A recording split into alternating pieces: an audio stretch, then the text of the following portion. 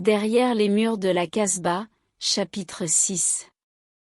La fête du soir. Si la nourriture du petit déjeuner était du pain avec un soupçon de rat, celle du soir n'était pas un régal non plus. Le régime du soir était tout à fait différent de celui du matin. Nous avions droit, ma sœur et moi, à un plat de choix ou plus précisément à 2 plats. Le premier, une assiette remplie de piments piquants. Le second, 2 œufs durs. Pour avoir droit aux 2 œufs, il fallait manger tous les piments piquants sans rien laisser. Nous n'avions droit ni à l'eau ni au pain. Apparemment la marâtre avait trouvé ce nouveau jeu pour que nous attrapions un ulcère. Notre petit estomac ainsi que nos fragiles intestins allaient subir la plus grande épreuve de leur existence. Nous ne pouvions refuser les œufs, nous avions faim. En fait, nous avions toujours faim. Nous étions prêts à voler du pain, mais il fallait d'abord le trouver car la marâtre cachait tout ce qui était comestible dans une armoire qu'elle verrouillait soigneusement. Tenez, mangez-moi ces délicieux piments et vous aurez droit aux œufs durs, dit la marâtre avec un sourire malin. Maman, maman, je veux goûter aussi, dit le demi-frère croyant qu'elle disait vrai. Pas question mon chéri, pour toi ce sera un yaourt et des biscuits. Un yaourt, nous en avions oublié le goût depuis que nous habitions à la Casbah et que la marâtre pouvait faire des enfants. Grand-mère, après la mort de mon oncle Sidi Touami allait être témoin de notre torture car elle habita avec nous, ou plutôt, c'est nous qui habitâmes avec elle pour prendre soin d'elle et la servir dans sa vieillesse car elle avait plus de 80 ans. Elle n'échappa pas non plus à la colère de la marâtre. Elle était mourante et recevait des gifles tout comme nous.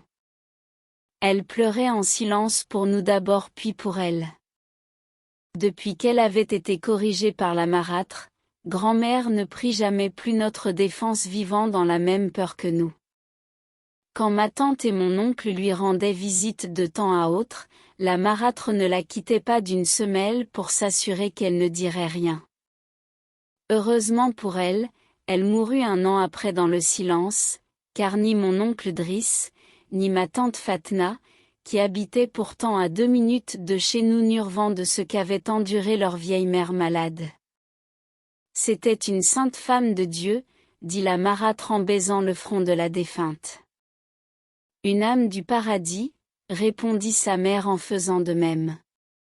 Ce ne sont que les meilleurs qui passent les premiers, ajouta la marâtre. Chérifa nous manquera, ah si la mort m'avait prise à sa place. Explosa sa mère en sanglots.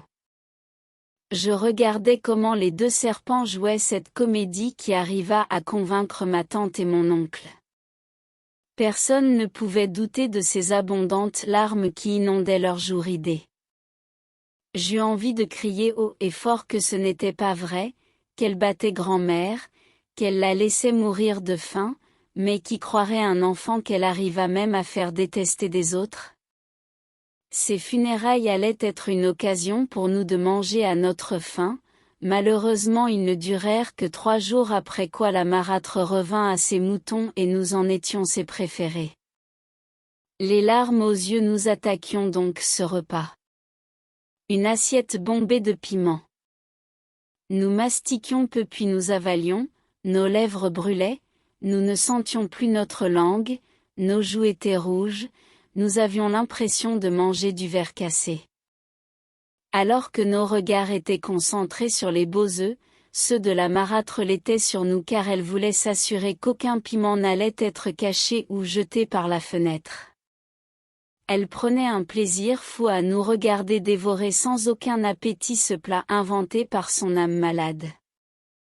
Elle souriait à nos grimaces, riait à nos pleurs, applaudissait à nos cris. Nous entrions dans une sorte de danse à la moitié de l'assiette. Nous frappions des pieds par terre, nous bougions constamment nos 4 membres pour nous soulager. Cela ne faisait qu'amuser encore plus notre sorcière de marâtre. Croyant qu'il s'agissait d'un jeu, notre petit demi-frère applaudissait tout en éclatant de rire.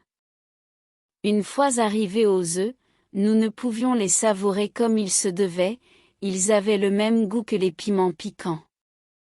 Ceci dura peu car, voyant que ce festin n'avait point agi sur nos fragiles organes, elle arrêta les œufs et le remplaça par du pain sec. Ces enfants doivent avoir des intestins en fer, dit-elle à sa mère qui lui rendait souvent visite.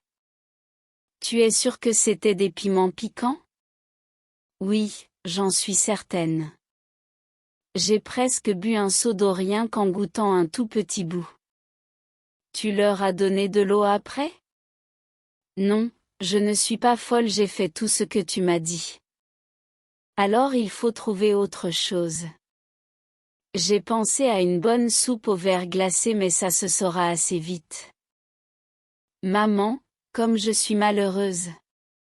Oh ma pauvre chérie, comme je te plains.